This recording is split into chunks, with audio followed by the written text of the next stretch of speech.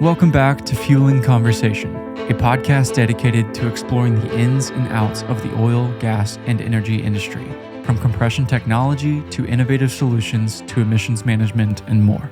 Today, we bring you a roundtable discussion between some of our leading experts here at Flogistix by Flowco, diving into the involvement of Flogistix within midstream applications. Tell us your titles. Yeah, Ian Wilson, Technical Sales Engineer, currently located out of Midland. David Martinez, Director of Air Methane out of Oklahoma City. I'm Aaron Baker, VP of Engineering. Jason Fortner, Director of Sales and Marketing. Brent McCormick, Corporate Sales, Houston. Jim Merrill, Corporate Controller.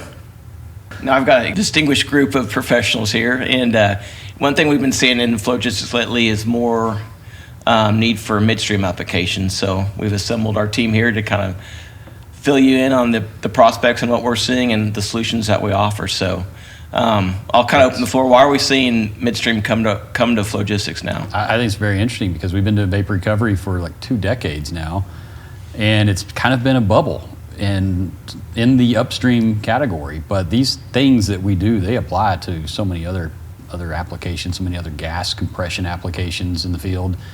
Midstream seems to have just recently come on the scene with demand and need. I don't know if there's environmental scrutiny, regulatory scrutiny, or just the drive to be more environmentally friendly and produce more responsibly. But we have a tremendous amount of vapor recovery demand now in the midstream section. Exactly. Well, Ian, you're out in the Permian. What are you seeing? Yeah, great question. As Aaron said, when I came in, we've been doing a lot of upstream applications. So it was kind of smaller batteries. Everybody's kind of dealing with it on their own level. One thing that's ever critical in Permian is we're just seeing a lot more H2S. So what's happening with that, from what I've seen, is they'd handle it locally, and now they're really pushing it onto their midstream suppliers. So with the SO2 limits that are coming out, as you aggregate all of that, now midstream suppliers are having to deal with that in multiple different ways. So we see different applications come out, like BTEX has been a really top concern of a lot of people that we're working with. Thankfully, we've been prepared to deal with that, just as the way that we build our H2S units with NACE and the way that we train our field service techs. But there's certainly other applications as well. I mean, we've been doing CDP, condensate flash recovery for quite a while for many majors, as they've been working out of the compressor stations. Exactly. And I think, we've been providing, compressors for midstream going back at least in my case, 13 years. And it's very local. So it depends on what state midstream companies are operating in. I got my start in the Marcellus and the Uinta basins on midstream. And again, it was all central delivery point where you've got pipelines being pigged and condensate being collected and stored in tanks where there's, off-gassing occurring and capturing that. And what's interesting to me is that it has gone from much larger equipment, so our FX12s, FX10s, to now we're seeing our VRX series, so the very small end of compression, because I think the scrutiny is tightening up. So instead of going after the big volumes of gas and capturing that, they're now looking at every source.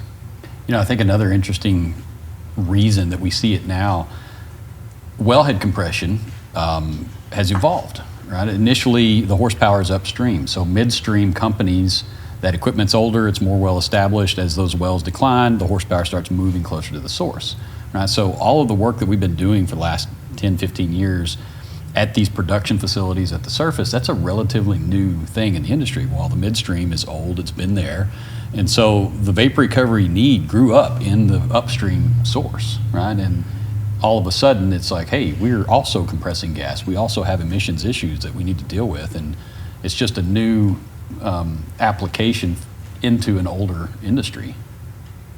I have to piggyback off to Aaron after that right there, because it's an old industry. It's been out there forever. The pipelines that we're inspecting now, all environmental regulations have been coming in. That's why they're having to do it, because nothing's been regulatory on them. I mean, they had some, I shouldn't say it's nothing, but there is stuff that's been out there. But now they're more stringent on it because they've been hitting it so hard on individual wellheads and CDPs and stuff like that. Well, now it's like, hey, there is gas been flying through these pipelines, booster stations and everything else that they've never had to really mess with. So now with it growing more and more on the environmental side of it, they're having a regulatory compliance is starting to come in and start playing more towards all that scenario for inspections and stuff, so. It's kind of like new tricks for an old dog. Exactly, pretty much is especially this old pipelines. San Juan Basin, I'll throw that out there for sure. I mean, those pipelines have been out there forever and they leak massively. They're just ground leaks everywhere that they see and find all the time, because that's when they find them, when they're finding a full blowout and it's just leaking gas. And now they're just like, we need to stop this before it gets to that point. Let's catch it on the smaller end and double checking all that application for sure.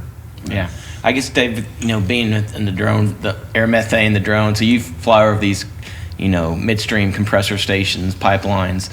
So where do you see the biggest issues for midstream operators, and how can our equipment help them eliminate their emissions? I want to say more on the booster stations and stuff that are out there, because a lot of it wasn't there. I mean, a lot of our vents we see is from them pigging. It's dumping into tanks. They're not regulatory in any of that, so it's going to a tank. It's venting. Some of them are going to flare now, but a lot of them are actually going into a vapor recovery situation. So that's why, like Jason was saying, all these companies are really starting to see the growth in that. There's movement going through here that we need to capture and cover instead of just venting it out to the atmosphere. For the long time ago, just they'd pig a line. It would just open the valve and pig the line. So any gas they pushed through that pig was shooting straight up in the air and just going out. Can't do that no more. They got to capture it. They got to dump it into tanks or even the fluids and stuff like that. So it's evolved a lot more. But I think the compressor stations is the biggest hit I've seen more on everything else. I mean, there's still leaks in pipeline, but the biggest leaks I've been finding in more control, there's actually on a booster station. Okay. Yeah, they're kind of a microcosm of the surface production facilities, right? And the gas is a little different. So you're producing out of a well, and a lot of that gas is going into the pipeline and being sold, but the liquids are generating this flash problem. They're evolving into these heavy hydrocarbons that we're very good at dealing with. With a big compressor station, it's dealing with most of that sales gas and not so much the vapor recovery type gas. That's a smaller piece of it. So as those machines that are getting into the pipeline are compressing, going stage to stage, generating a little bit of condensate as it cools, they're producing liquids, but it's a different kind of liquid than what we deal with on the upstream. And so I think that it's not been a concern for a long time. And upstream, it's a big concern. It's hazardous, highly volatile stuff. There's a little bit more methane content in what happens on the midstream, and it's no less of an environmental issue. It's just a new concern because of the scenario. Yeah, and part of it too is that what we see on a production facility is largely VOCs. So typically methane's a minor component to it versus if you look at a gas analysis, from say a storage vessel on a midstream facility, it will be predominantly methane. Yeah, even on that aspect of it, so for any kind of OGI systems now, they're actually developing different camera systems strictly for a methane instead of VOCs, where it's only detecting 100% methane, nothing else is intermixed with it. So they're seeing that technology is advancing back in this side of it too. They're like, hey, we need something that doesn't have to mess with all 20 different types of gases. We want to detect one type of gas only. So they're actually coming out with another camera system to help develop just a methane detection only, which is going to help later on facilities and stuff like that, because it is a different type of gas. What's the benefit of that? Is it just be more targeted? It's more targeted and then cost effective. Yeah, cost effective. Cameras are half the price of what a standard OGI camera. So you spend about $100,000 on an OGI camera. This is going to be around $35,000, $40,000. So cost is drastically, and it actually helps improve these facilities actually for even kind of mine monitoring off of drones and stuff, or continuous monitoring camera systems that they can mount on these pedestals and watching these compressor stations and stuff. So it's helping a lot in that direction too. So we see the growth on that side of it, but then also technology is falling right behind it. It's right there seeing we need to detect something more in cost effect and everything else to help all these companies stay within compliance of any kind of regulatory stuff that has been coming out. And I think that's the biggest thing when we're talking to customers. I know me and you, Ian, have talked to several customers about this. A lot of the driver really comes from the environmental side, right? It's not necessarily capturing that gas and creating a revenue stream. It's about how do you help us on the fines and fees. That's a lot of what we have conversations with larger operators and large midstream companies is, hey, if you can save this, on these big BTEX applications, if you can put a BRU in one of these BTEX applications, you can save this, upwards of $5 million. So there is a monetary value added to that on the environmental side for sure. Yeah. It certainly helps if it's a small volume application, justifying it. Our equipment is the best at controlling and doing these difficult applications, and when the volumes are low, you just really need to look for all the net benefit to it. It's tempting to just put something cheap out there to try to satisfy it. It just leads to more trouble and less compliance. And absolutely, and there's other issues running into it, right? I mean, with these BTEX applications, you constantly have to be running hot. You can't be, shutting down for a long period of time is not an option, right? Yeah. So that's what makes us unique as a company, is that our units are able to run on, full, recycle and 100% turn down and everything like that. That's why we're a more attractive option a lot of times when we're talking to customers. Yeah, we've got a lot of experience with super tight tolerance windows in tanks that have low integrity and can't tolerate any pressure swings. Experience with sour gas, highly corrosive, really, really volatile, heavy hydrocarbons. The Midstream is a perfect fit for what we've already perfected, really. That's right. It's a lot of different sources, right? So we haven't talked about where it's coming from. These machines that are processing the gas, they're dumping liquids out of the separators, and that's some of it. But the big concern, or I guess the big technically challenging one, is the compressor itself has a lot of vent points and leakage points. And typically that stuff is designed to vent to the atmosphere. That's the way it was built before, the emissions were as big of a concern. And so maintaining the proper pressures on that and control, it's not hard, but you have to understand all of these points of emissions. It's interesting that, there's an evolution, and especially with pneumatic devices. I mean, that's been probably the most prominent item discussed in the last several years. And, you can go back a decade, and we were tying into header systems for pneumatics, collecting that gas. And now we're entering a phase where we're still providing the compressor, but we're servicing instrument air and instead of capturing that vent gas. So there's been a bit of a reversal there. And that really shows how important it is to operators to mitigate and minimize the amount of gas that gets leaked to the atmosphere, because these dump valves that we're talking about, most of them are not continual bleed. They're just, they act once, and they have a very small few cubic inches of gas. And cumulatively, if it's active all day, day after day after day, the volume is still far below most of these VOC thresholds from a regulatory standpoint. Right? But that doesn't matter, because the mindset is, if we can stop this, let's stop it. Let's capture this gas. It's revenue. It's of value, but mostly it's about stewardship and doing it right. On terms of revenue and costs and everything that we're looking at, we obviously will sit here and say we're the highest value piece of equipment that I believe we can deliver to the marketplace today.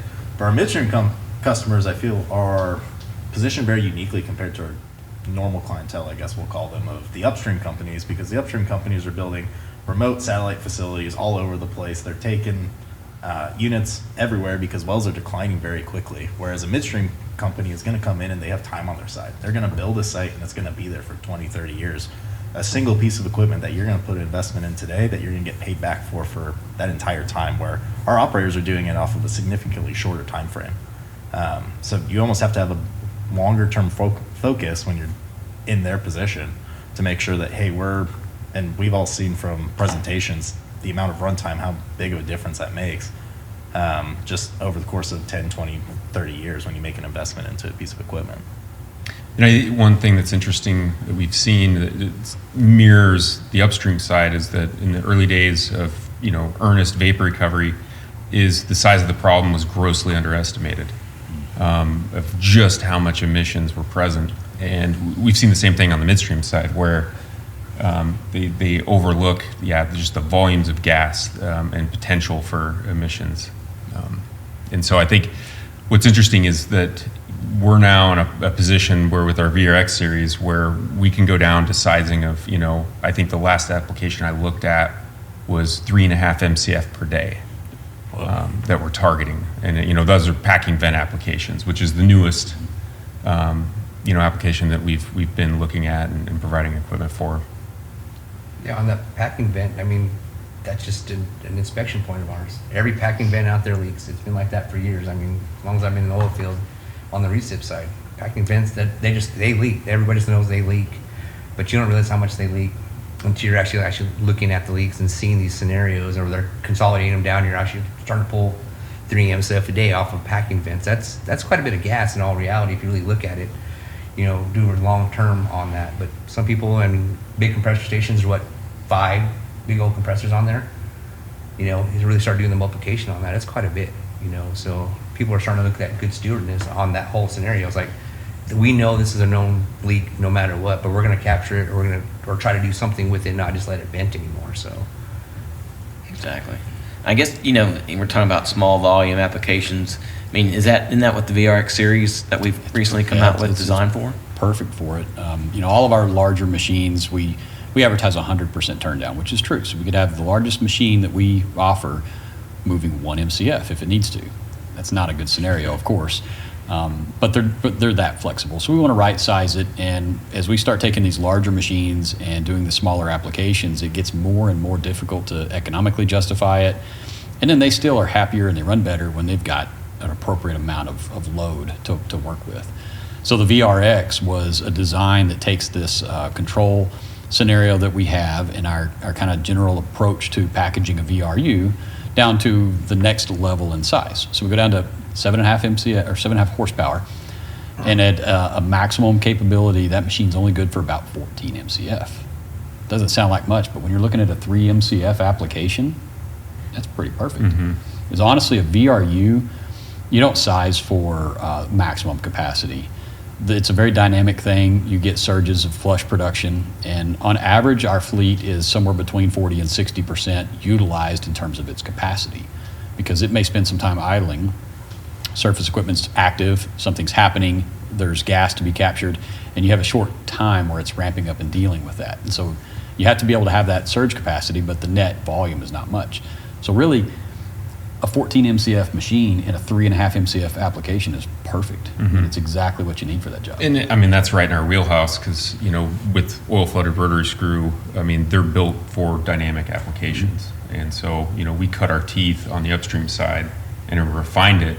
And I think that's what set us up for success on the very small end, is that we can maintain a very tight tolerance. Yeah, it's neat too, because the packing vents are going to be a very steady flow, right? You're going to have this kind of baseline capacity, and then every time a separator dumps on a recip compressor, there's going to be some action that happens, right? You'll see a little surge, it's going to the tanks, VRU's dealing with that, and you get some up and down, but it's always busy and it's always adjusting and just keeping everything where it needs to be. Yeah. One of the things that I've talked to some operators about is oxygen induction. It's a big concern. And so these recips, the packing glands, they leak and vent, and that's by design. But the actual frame of the compressor, where the crankshaft is, and a lot of the rotating equipment, it's vented atmosphere. So they've just got a big breather on it. And if gas can go out, oxygen can also go in. And we don't want to capture that with oxygen and re-inject it into the sales line. So all you really need to do is take care to connect all these things, plug them off, right, cap them, make sure it's not exposed to the atmosphere. That's where a VRU's performance gets really critical. Because if you don't maintain a low and appropriate amount of pressure on the crankcase, you're inducing a lot of mechanical problems potentially. So the VRU needs to be reliable and accurate. We can hold that crankcase at 0.1 PSI or whatever they want to do. And it's the exact same thing that applies to the tank battery applications in the upstream. There's just no tolerance for not being able to keep it at the pressure you need to keep it. But one interesting thing, you know, when you mentioned, Dave, about having, you know, say you have 5 or 6 recips, you know, running in parallel, there are solutions out there that are a 1-to-1. Yeah. So you have to incorporate, you know, one recovery system per reciprocating compressor. With the VRX series, you can essentially co-header all your packing vents and have a single unit recover everything. And then you also have, if you have excess capacity, you can tie in other relief points. yeah, I think that's where a lot of them are going to be going. Some of the customers that I'm talking with and dealing with right now, that's what they're trying to figure out right now, how to figure out the whole scenario. Because we're doing the inspections on them, but they want to figure out how we can centralize it more just for one inspection point instead of individualizing it per side. But like I said, the VRX system is actually perfect because you put that header there, then we just have a header to look at, not everything else. And we're capturing all the vapors right there, so you're not even having the initial leaks anywhere. So Yeah. I think the inspections are super important because you can get a reasonable good quantification at each of the vent points, right? And we can understand what's coming from where. Some of that you're going to say, this is just a thing that needs repair, right? We've got a regulator leaking fix this. But for the most part, you're going to see emissions where you expect it to. Crankcase breather, packing vent, tanks. We know what's coming from it, where, and it's easy for us to go size it and have the proper solution. So one thing that has kind of captivated me over the years is this trend towards complexity. Is that, go back 20 years, production facilities were very simple. No automation or very minimal automation. You had production engineers designing facilities, and then came along facility engineers, and now our upstream well sites are mini production plants. It's a process facility. Same thing with midstream. And now, like, I'm working on a project right now where they're doing, they're separating out BTEX, and they have a TEG regen system where they're stripping it out. We're collecting that. We're re-injecting it upstream back in right where it started. And the whole purpose of it is that CDP is actually a delivery point to the upstream customers for gas lift. Mm-hmm. So they're basically refining the gas at a centralized facility and then propagating it back out for re-injection into the wellbore. Yep. So people are getting very creative. And the neat thing with any of our models, regardless of how you size it, is that keeping a broader scope of possibilities. Because, like I mentioned, the kind of the one-to-one, one-off applications strictly targeting packing vent. Well, you can set one of our VRX series and not only use it for packing vent, but when they have to do periodic, drawdowns of a facility of specific vessels, of sections of pipeline, you can already have it piped in and basically open a valve, close a valve, and draw down the pipeline with that very same unit. So it's a green blowdown. Yeah. Yep. And one thing that's really interesting is when you start talking about pipeline drawdown or controlled discharge, it's atypical from what we normally do, where we meet with a client and we're talking about the pressures at the source, what we're discharging into, and the volume required, because that's the big piece of it, right? We want to capture everything. Well, in a pipeline drawdown, it's a time function. The volume isn't important. It's what is the frequency that you're drawing down these sections of pipe, what's that volume, and how much time can you allot for that function? So if you're okay, taking several hours to blow down a pipeline, you can run with a smaller piece of equipment. Versus if it's a high frequency scenario, you would run with a larger compressor to have a faster flow rate. Yeah, sometimes it's many miles of pipe that it can be days to get that captured and blown down. So have you seen anything more like on the pig launching systems and stuff like that? We're doing drawdowns on pipeline alone, but they're constantly pigging. So have you guys seen any more applications due to that? Like, hey, we need a compressor just on a mobile unit or however. I mean, I don't know what you guys have seen on that or kind of gone forward with that, but just what you've seen. I think those problems are local. It depends on what the production regime is. So if, areas like the Bakken, where you have extremely rich gas with a lot of liquid dropout. I mean, it's, especially in the wintertime, colder climate, their production temps are high. As soon as that gas starts cooling, the pipelines are constantly flooded. And I mean, you can pig a line and purge it for hours on certain trunk lines. And so, versus the San Juan, condensate is not as big of an issue. It's very local. Yeah. But so you're seeing a lot more of the state regulatory needs for that then? Is that what your customers are seeing on that too? Is it more the federal side, or is it the state side that you're kind of seeing that? Or is it kind of more the state side? Largely the driving force. And also it's the midstream companies that are having to deal with the problem are pushing back on the upstream side. And that's where we also come into it, is that, it's been a common problem where customers will send, basically have liquid drop out, send it past that custody transfer point, and it's not their problem anymore. And there's been a lot of pushback over the years on that. We've had also new regulations come out, such as, I think it's in Colorado, California, and Pennsylvania, but Reg 7. We were discussing that in one of our calls, and how it's a greenhouse gas plan, correct? I mean, that's kind of the gist of what Reg 7 is. And I mean, like you're just hitting on with local, it's more prevalent because the EPA has still got the greenhouse gas reporting, right? And I mean, that's widespread, but these, when it comes to Texas, and they'll soon adopt it as well, I believe it, like New Mexico, it will all trickle down at some point. So it's important to understand these for the customer, I think. Yeah, so on that side of it, it's going to be when Quad OC comes out and stuff like that. That's when it's going to go back to where they're going to actually force the states to actually start having more implement and say on their stuff. So the state regulatory side is going to be more restrictive than the federal side. You're going to have your bare minimums, but it's going to turn in Colorado, like you said, and Pennsylvania for sure, one of the two hardest ones. Mexico's going to follow suit just because of all the Permian Basin side of it. But Colorado has always led the charge. They've always had that. But now Pennsylvania's getting involved heavily, and New Mexico's right behind them. So you're going to start seeing all these other states. I mean, I was just now in Utah, and I was asking about that side of it. And Utah hasn't really pushed a stateside issue. They've just been meeting federal regulations. But when these state regs come out, I think it's really going to be hard on a lot of customers and everything else. And that's where we can actually come in and help on both aspects, on midstream and upstream also. Yeah. So we'll be able to fix that problem and help them out. There's also the social license to operate, right? In that historically it's impacted upstream more because, look at the DJ Basin where you have production facilities adjacent to neighborhoods and communities, and that has a major influence versus midstream kind of flies under the radar. But you still have CDPs near populated regions, and so that's definitely a key component, is being a good neighbor. Yeah, I know one thing that, on all of our FX and VRX series, we have Flux.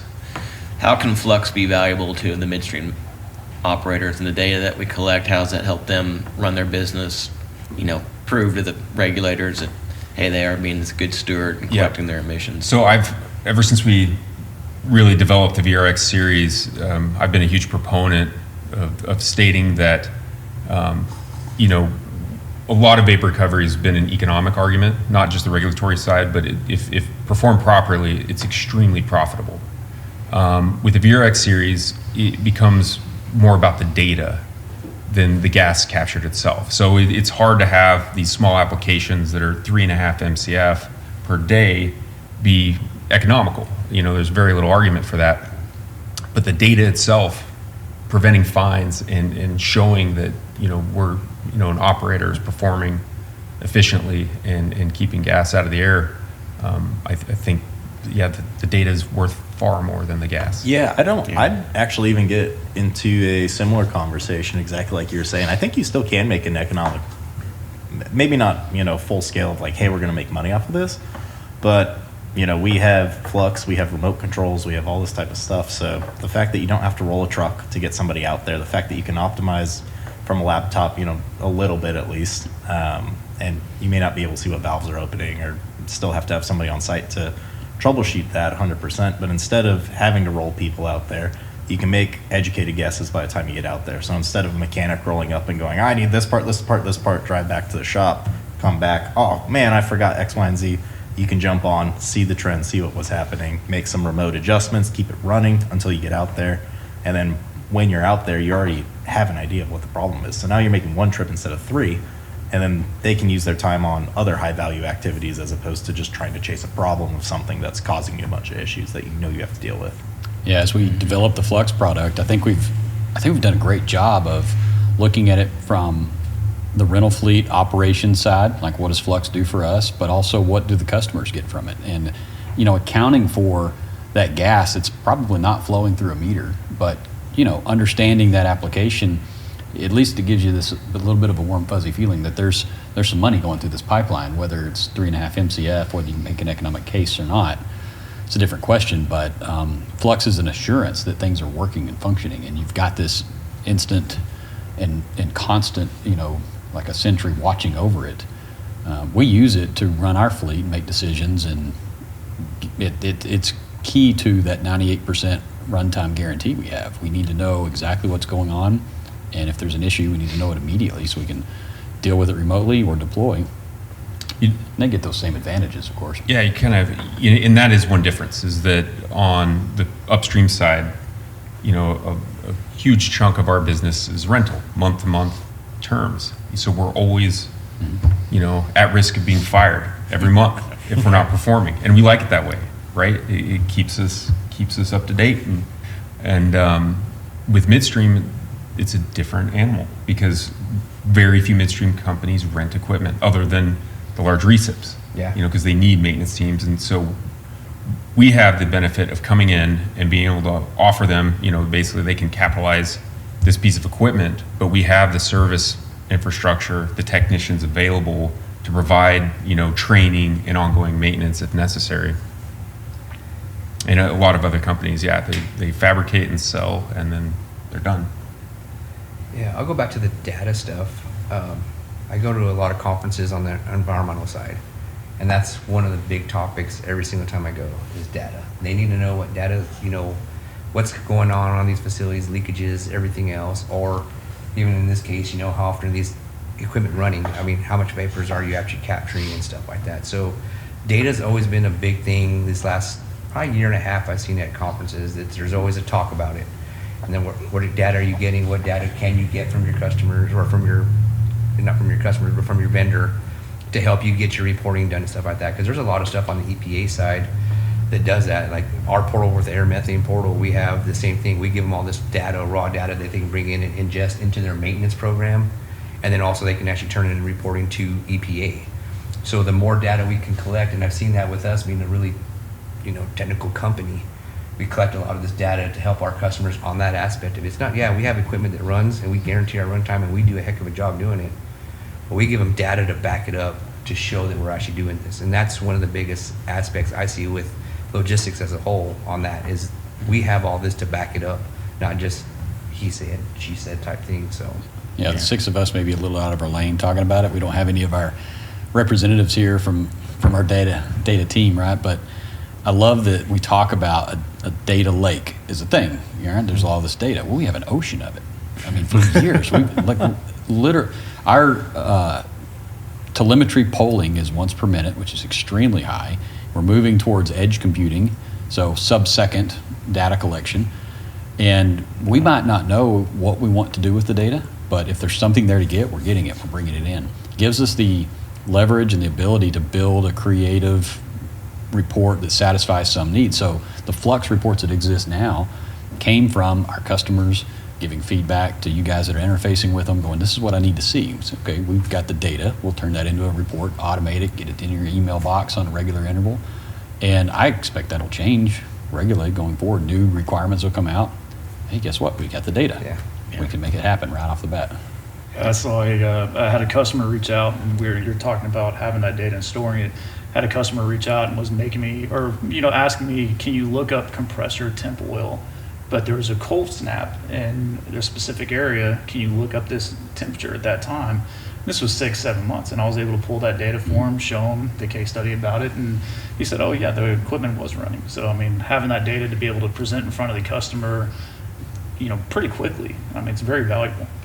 Yeah, it seems to be that just documenting that the VRU is functioning, doing what it's supposed to do is where we're at today.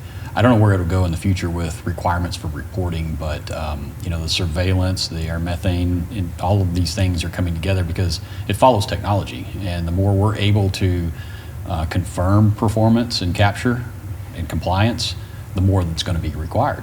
And so we just try to stay on that forefront and say, hey, here's a new metric we've got, or a new way of looking at the data, and drive that instead of be driven by it. I agree.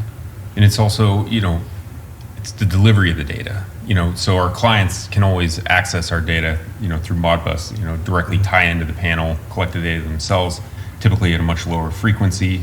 And really then the onus is on them to basically build that into their SCADA system. That takes development time, while we can provide them immediate access to Flux or via API and basically feed them all the data all the time.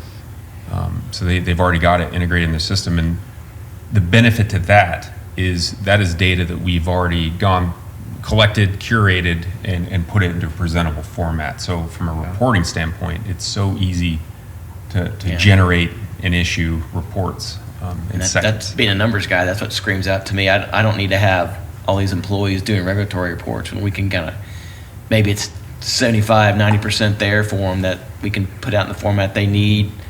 They may review it, someone stamp it and send it on and off to the regulatory agency, but that never gets figured into the economics. They're just looking, where's this on my processing statement, what my VRU made me this month, or they more likely they look at their LOE costs and like, dang, that costs a lot or whatever. But they never go to where the revenue is really coming in and connect those two dots in VRU together. But just another aspect of our data, providing them reports, that can eliminate headache and employees on their side. That's employees are a lot more expensive than our VR, especially our VRX series, on a monthly basis.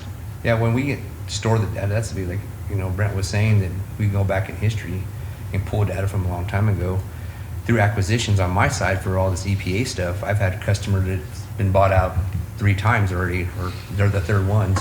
They needed all that inspection stuff I did for them 2 companies ago. I have all that data. We store everything, and that's one of the good things about that. I'm like, oh yeah, I can give you all the reports.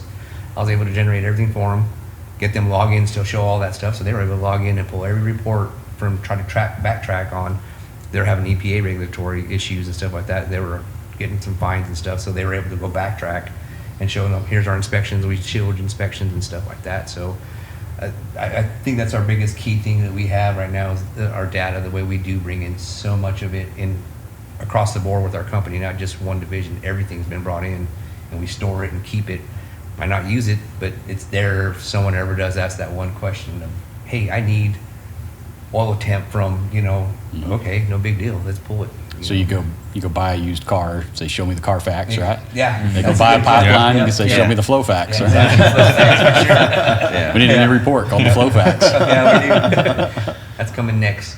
Yeah. But you talk about data and history, but the one thing that air methane's seen a big uptick in is 3D modeling.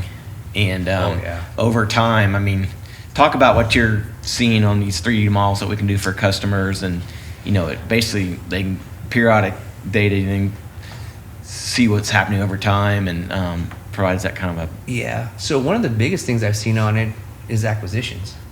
So this company's bought this company and everybody else, and they don't know what's going on in this facility or location from original. Ian just now bought this company over here, and Aaron ran it for years and never had any data or information on the facility layout, how it's all set up or anything else. Drawings are original, don't match current state. Exactly. Drawings was on a napkin back in the day, here you go, put it in. So what I've been doing with the modeling system now is actually being able to give this and put it at fingertips of engineers in their offices. Instead of them trying to figure it out, I'm giving them a full 2D, 3D model version of this facility, and they're able to help redesign it, fix problems, and just have even environmental issues. I've gone through and I've done scans for customers, and engineers like, what's that big old stain that's on the side of location?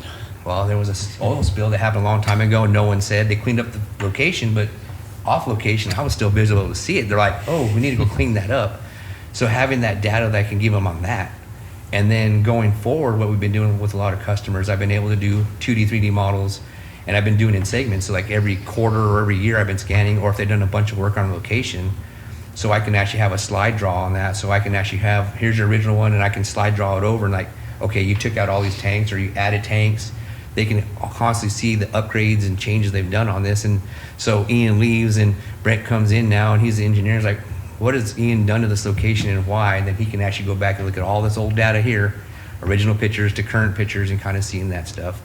Doing a lot of scans with, helping with the LiDAR system, trying to do CAD drawing off of it, where if we can pull that data in, they can roughly start making CAD modelings off of this, so they can actually start doing this forward.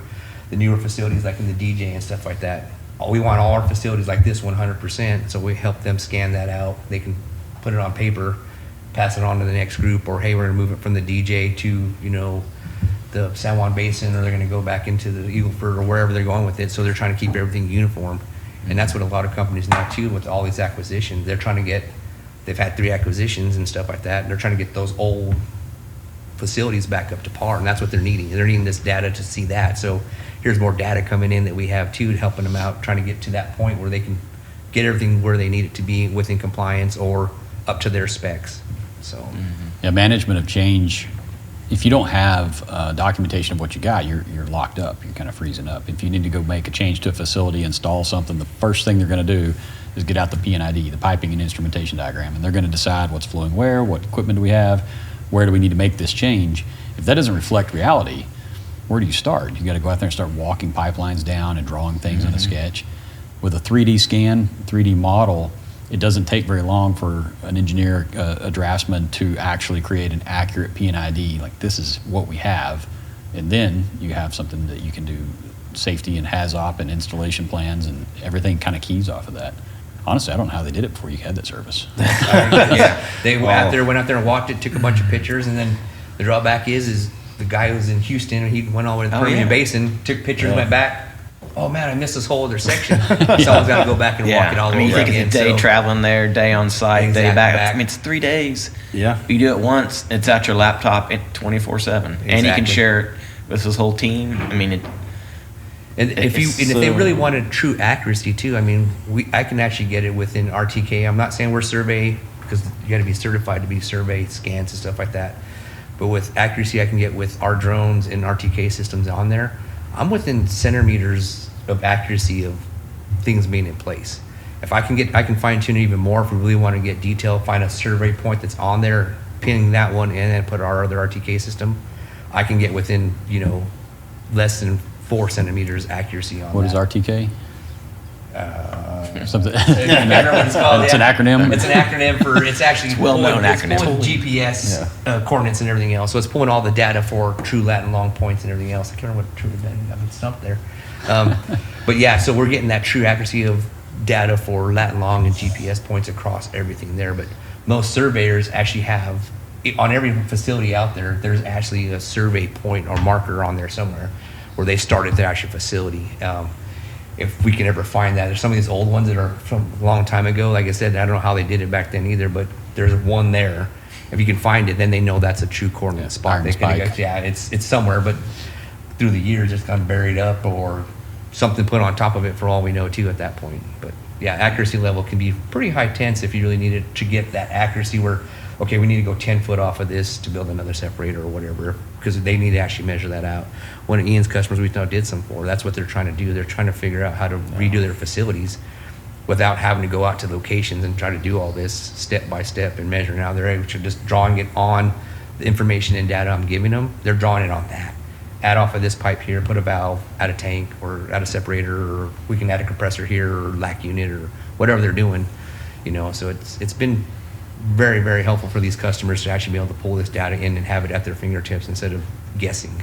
Yeah, that's what I was going to add, is being really fortunate to work with you on some of those projects and just the value it's provided, because from a safety standpoint, you don't have to drive out there anymore. And then you can have everybody's eyes on it all in one go in a meeting. So, but what a lot of people continue to use it for is expansions or project expansions. They'll do an as-is, and then that way they're doing all the design work, like Dave said, with expansion, and then also once it's done, they go do an as-built.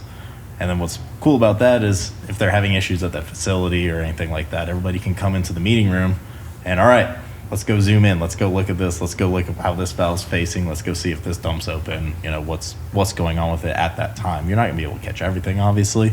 Yeah. But, you could have 30 people in the meeting room looking at a specific issue. I mean, you've never had that in the past unless you drove 30 people out there on a bus.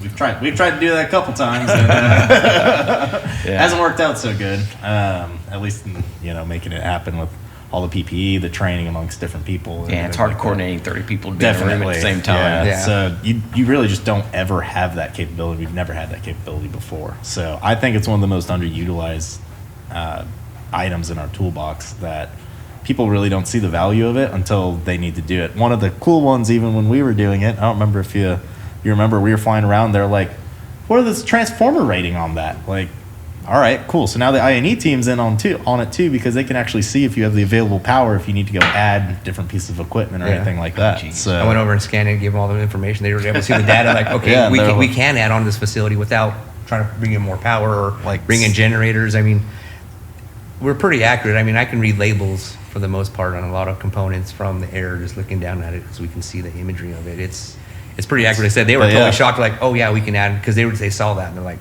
to be fair, we might have been a little shocked too, because that's not usually what we're. I remember messing with the power side like Honing that, in but all of a on- sudden he was like, hey, I was like, oh, okay, cool. Add that to the Yeah, notes. to the notes, Every yeah. time, exactly. We're gonna make a power line now, yeah. Yeah, no, all that helps. Oh yeah, for sure. So what about, one thing I see a lot of our kind of orders or inquiries, are coming from third-party engineers that, they don't live and breathe VRU, vapor recovery, emissions, they're more big facility ideas. So how can we help these third-party engineers and I know we do a lot, and Yep. sometimes we wish that they'd come to us more often before they kind of make suggestions to the customer. But what's your experience been, and how can we help these guys? Yeah, so as a comparison on the upstream side, most of the time we're building our standard FX series equipment. It's built for purpose. But in midstream applications where you're handling different processes, they will build to a different specification, which requires a huge depth of knowledge, basically having a deep bench of engineering to customize the equipment and design it to their specific purposes. So sometimes it can seem overkill from the outside looking in, but companies, especially midstream companies, are not going to overbuild equipment just for their own liking. And so our ability to really, whether it be Leroy or Frick, whatever compressor we're using, whatever vessel requirements that they have in terms of pressure ratings, different types of PSVs we can implement, we can build to suit. And there's a lot of fabricators out there that cannot serve that market. All of these companies doing this engineering, they have tremendously more boxes to check. Oh, yeah. Upstream, they may have a period of time spent doing a lot of engineering around the vapor recovery. They figured it out. It's done. Right? With the third-party engineering, you wake up with a new project. It's a new day. Right? We're kicking over all the stones, doing all of the engineering work. If you have those answers prepared, if you have all the data prepared, we become this indispensable resource to them. Right? They learn pretty quickly that there's a big portion of that we take care of, we satisfy for them. Right? They know what to ask for, we know what to supply. It's pretty easy. You have to have that information available, and you just get there over time. Right? Yeah. You've had a lot of time and experience working with these people. And it's it can be overwhelming at first because, like with the upstream side, once you've kind of gone through all the checks, every RFQ I receive could be 200, 300 pages of technical documentation that has to be reviewed and to make sure that we're addressing everything. And they'll certainly let you know when you've missed certain items, as I've learned. Yep. And so, it's a different animal, but we're fully capable. And that is the neat thing with third-party engineering firms, is that once you've become a valued resource, they really rely on you and your expertise. Then they start exploring, well, what else can Flogistix do? They reach out to us and say, hey, this is a little different. Do you have this? And we go to town and work on it. Yeah, that is something that's unique about us, is obviously we do all of our own manufacturing and engineering in-house, which has been great, is we have tools to just kind of get you in the generality direction. And then, we also have, special sets of equipment, like ultra-low harmonic drives is one thing that, we focused on. And actually in a prior life, when I was doing ESPs, that was a big thing going across, was power quality. So, we have experience doing that, and as you get larger and larger pieces of equipment and more electrical load, that's something that's important. So we do have that capability. And then similarly, as we kind of mentioned, and falls under BTEX a little bit too, is just working with toxic gases. And I mean, Aaron and his team developed this whole TIG welding process, and really has the capability to look into the gases that are going through and build a unit for 20, 30 years, not just, hey, all right, cool, this is what's on the shelf, so here you go. Well, good luck with it. The midstream companies in general and third-party engineering firms, they do their due diligence because they have to. There's a higher level of risk. When you're talking about a pipeline, I mean, there could be national security issues at stake here. So they're going to take things to a deeper level in the engineering than you're going to find in most upstream facilities. So that really requires this ability to answer the questions. Is kind of what it boils down to. Can you answer this? Can you satisfy it? I don't think we would still be talking to them if we couldn't. There's this facility. It's onshore, but I don't know a lot of details yet. I haven't been to it. We're going to do a process hazard assessment. Probably Kendall's going to go to site and do this next week or week after. But there's a 250,000 barrel tank. At night, the level of production doesn't exceed the shrinkage from temperature, right? The solar heat coming down from the day. And so they have blanket gas. And the blanket gas they're using is largely from the exhaust of burners. things on site, right? So there's a lot of CO2 and inerts and things that are not of interest, but there's this stream of gas that is going to flare, and it has value in it. Right? Most of it is not. So we're actually going to compress it, cool it, condense it, strip it out, make the liquids, running a pilot right now, and it'll demonstrate what we already know to be the case through the process simulations. This is exactly what's going to come out of it and how much. The gas is less valuable after that, goes on to flare and disposal, but we strip this valuable hydrocarbon out of it. I'm going to use it for fuel for turbines and a few other applications. But if it's successful, and we expect it to be, then there's going to be a permanent installation to sort of milk this money out of this otherwise useless stream to the tune of like 15 million cubic foot a day. It's a really big application.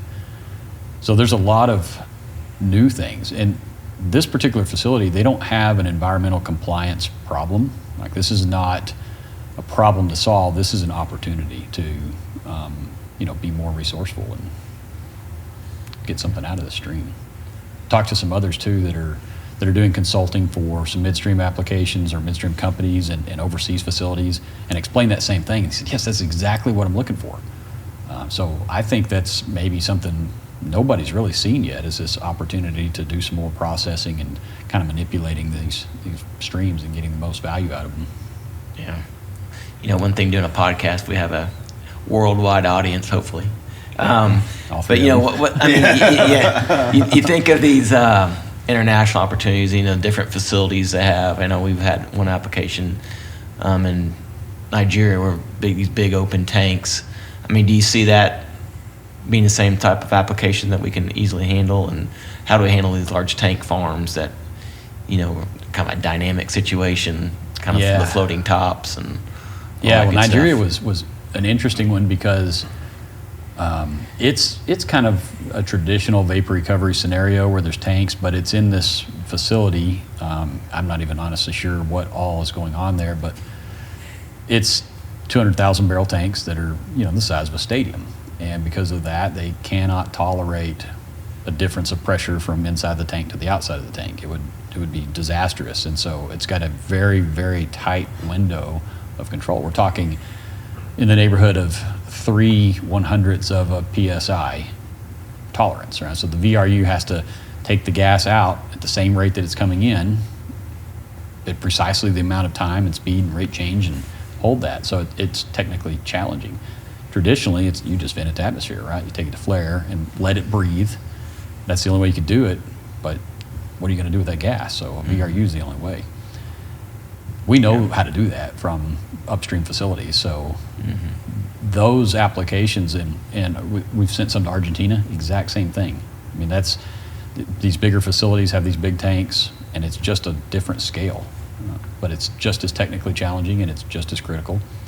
But you have that elevated risk of being in a refinery or midstream application, all this extra security concern, and so the performance matters even more, which is why we like them. Yeah. Is that kind of what we see? Our roots are in upstream. We're kind of moving to the midstream neighborhood. Do we see like the downstream as the next phase for vapor recovery and Flogistix in general? Yeah, I think so. A lot of those refineries have there's flaring going on, right? But when that facility is designed, there's not problems left unsolved. So there's not just things venting in there or a risk that a VRU would fix. But I think we'd have the opportunity to be in that scope more so, especially being involved with third-party engineering firms, because it's the same thing. It's like, we need to move gas at a certain pressure, maintain a certain pressure over here. This is the composition. All the same engineering goes into it. It's just part of the design of a facility, of a refinery. And generally, we come to the party after all that's done. Right? And historically, we need a VRU. How big? Well, it's this big. This is what the flare's doing. And we go in there and apply it. And as an afterthought, that's difficult. Right? So the evolution is, this is much easier if this surface facility has VRU as part of the plan. Pipe sizing, where things are located, how it's all manifolded. Suddenly everything's easy. And that keeps happening further and further. The midstream applications, VRU becomes part of the plan, part of the scope during construction. I expect that to be the case with the refinery. I think that we can, I think we have the ability to serve booster stations, like bigger compression applications than we ever have before with McClung.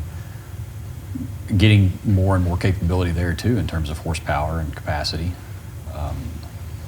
I don't have a good feel for what that market looks like, but clients that we work with and have good relationships on vapor recovery, that's also a need they have too. They've been going to other people, so the more they understand that we're growing in our capabilities and what we can service, then the more I think our good name is going to bring us to those discussions earlier.